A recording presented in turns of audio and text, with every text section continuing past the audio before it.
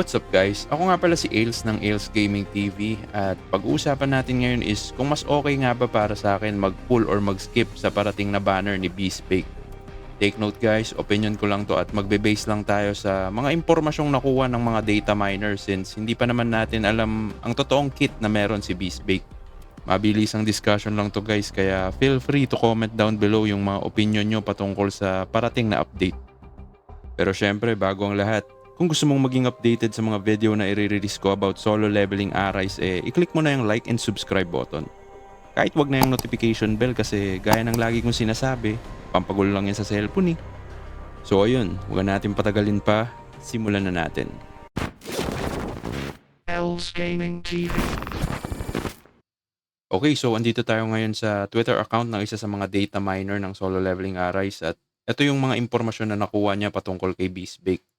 So, ang magiging pangalan daw ng unit is Silver Main Bake Yunho. At ito naman yung mga skills na nakita nila. Kaya pala hindi pa to kompleto guys kasi feeling ko wala pa yung mga QTE skills dito pero at least kahit papaano makikita na natin ngayon yung possible gameplay niya. Ayun, so unahin na natin tong Magic Beast Claws. Magic Beast Claws increases the damage of basic attack by X% for each instance of the bleed effect applied to the target. So based sa info na nakuha nila, core attack pa lang daw to. Pero alam nyo guys, itong skill pa lang na to para sa akin sobrang OP na kasi dito pa lang nalaman na natin na may kakayahan si Beastbake na mag-apply ng multiple bleed effects sa kalaban. So ang bleed kasi is continuous damage na based sa HP percentage ng kalaban mo. At kung totoong makakapag-apply siya ng multiple bleed effect, magiging napaka-OP nun lalo na sa mga game modes na katulad ng Power of Destruction na may mahabang oras at tuloy-tuloy na laban. Yung damage increase sa basic attack, okay na okay din yan. Pero para sa akin yung multiple bleed effects talaga magpapalakas sa kanya. Next is yung Deadly Claw. Deadly Claws increases the damage of core attacks according to the number of bleed effect instances applied to his target. Yunho also recovers a small amount of HP. Magic Beast Claws has its basic attack enhancement effect doubled. So ito guys, napakagandang exclusive weapon to at sure ako magiging must-have to.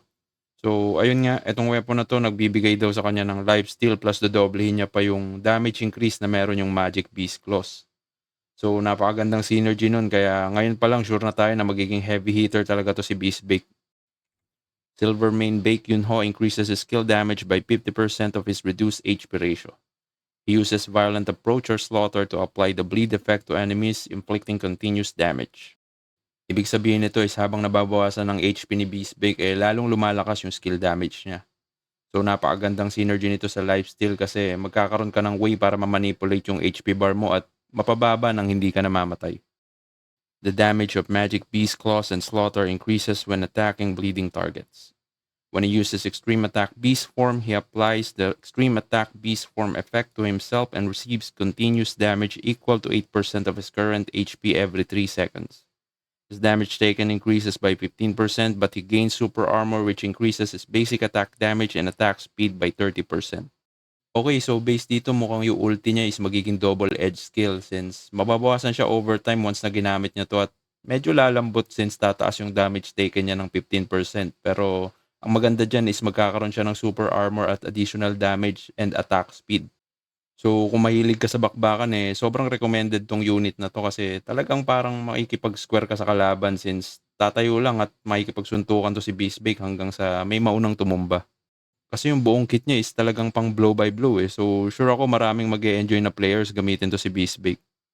So kung tatanungin niyo ako kung magpupul ako, ang masasabi ko lang is hindi kasi hinihintay ko pa din dumating yung ibang hunters na alam kong malaki yung chance na maging mas malakas sa mga current hunters na meron tayo. Nabasa ko na kasi itong solo leveling way back 2017 pa kaya aware na ako sa mga character na alam kong magiging malakas once na magsilabas sila sa game. Pero di pa rin naaalis yung katotohanan na napaka-solid nito ni Beastbake and possible na matatagalan bago maglabas ulit ng Bleed Focus Hunter na pa-power creep sa kung anong kayang i-offer ng Beast Form Bake Yunho. Okay, so doon na nagtatapos ang video na to. Sana kahit pa paano nakatulong yung discussion natin para sa pagpaplano nyo kung magpupul ba kayo sa next banner or hindi.